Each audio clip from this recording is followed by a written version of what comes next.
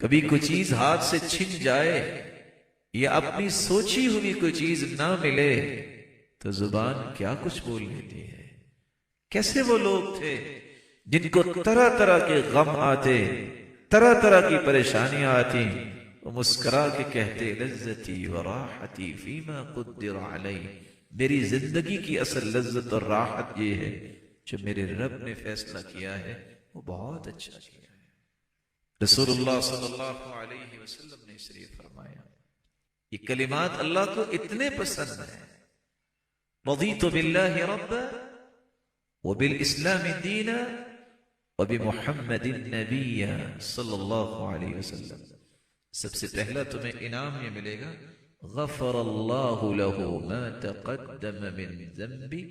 جتنے بھی گناہ انسان نے کیے ہوتے ہیں ان مبارک کلمات کو زبان پہ لانے کے بعد وہ سارے گناہ اللہ ذوالجلال معاف کر دیتے۔ مظلوم ہے، اسے خوف ہے کہ مجھ پہ بادشاہ ظلم کرے گا، کوئی اور ظلم کرے گا، یہ الفاظ پڑھ لے، رضیت باللہ ربا وبالاسلام دینا وبمحمد النبی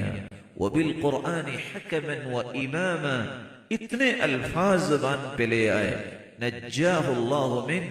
اللہ ذوالجلال اسے اس ظلم سے نجات دے دیں گے، محفوظ فرمائیں۔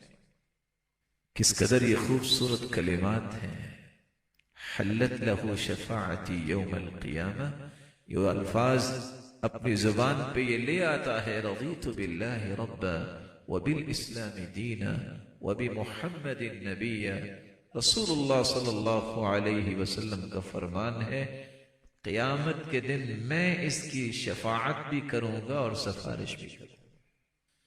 چوتھی روایت کے لفظ یہ ہے، وجبت لہ الجنہ، اس پر تو جنت واجب ہو جائے گی۔ کس خوبصورتی سے اللہ کے رسول صلی اللہ علیہ وسلم نے پانچویں بات کہہ دی، انا الزعیم لآخذن بیدہ